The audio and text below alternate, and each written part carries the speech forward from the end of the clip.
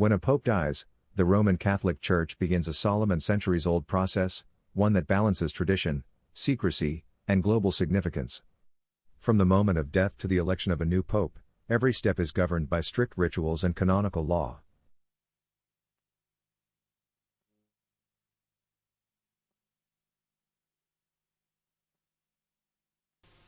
The conclave is when the cardinals come to Rome to elect a new pope. There are about 140 under the age of 80 who will enter into the Sistine Chapel to vote who should be the new pope. Each day they will have several ballots. They will decide who they want to be pope. At the end of each ballot, they will burn their ballots, and you can see the smoke from above Sistine Chapel. Cardinals under the age of 80 from around the world gather here in a process known as the conclave. Each day, they fill out ballot papers stating in Latin, "I elect my most reverend Lord Cardinal Supreme Pontiff," followed by their signature. After each round of voting, the completed ballots are burned in a specially prepared stove.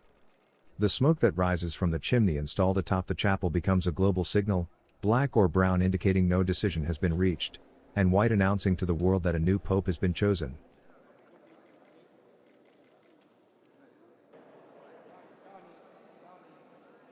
If the smoke burns black or brown, we know that there has not been any pope elected. When the smoke burns white, it means there has been a pope.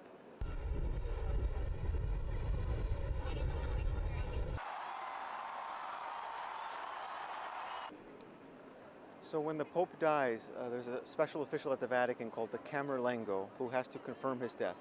That's Cardinal Kevin Farrell. He's an Irish-American cardinal. He confirms the Pope's death, and then he informs the College of Cardinals and all the diplomats in Rome that the Pope has died, at which point the Vatican is under what is called a sede vacante. The See of Peter is empty. There is no Pope. Cardinal Farrell becomes the temporary leader of the Vatican, and he helps start the conclave. During the interregnum, or the time between popes, the Vatican's regular operations slow significantly. The College of Cardinals, limited in authority, begins preparing for the next step, the conclave. So there's not normally a chimney in the Sistine Chapel. They install one especially for the conclave, and the cardinals are tasked with burning their ballots to keep them secret, because when the cardinals are voting on who should be pope, they are supposed to be completely removed from the world. They are to have no communication outside the conclave. They're not supposed to use their cell phones. They're not supposed to read the newspapers. They're not supposed to be in any sort of contact with the outside world. The chimney on the Sistine Chapel is installed just for this occasion. Twice daily, ballots are burned in a specially designed stove. Black smoke signals no decision. White smoke means a new pope has been elected.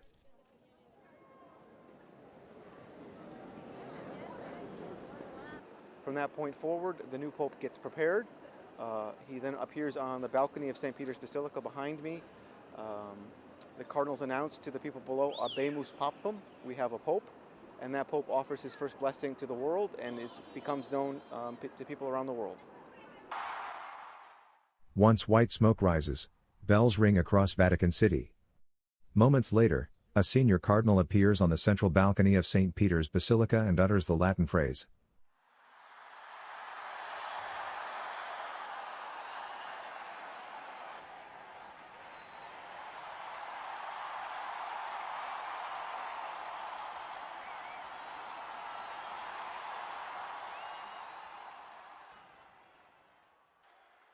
The newly elected pope, dressed in white papal vestments, appears before the world. He delivers his Urbi et Orbi blessing, to the city and to the world, marking the beginning of his papacy.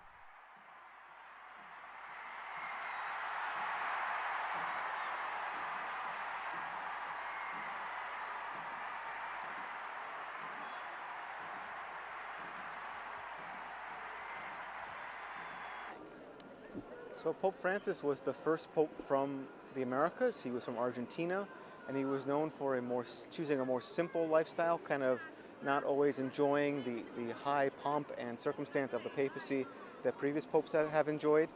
He changed the rites for a papal funeral to simplify them. One of the major changes is that he asked to be buried in a simple wooden casket. Previous popes have been buried in a casket of 3 interlocking coffins of cypress, oak, and lead. Francis asked to be buried only in a simple wooden coffin. Pope Maria Maggiore, one of Rome's oldest churches.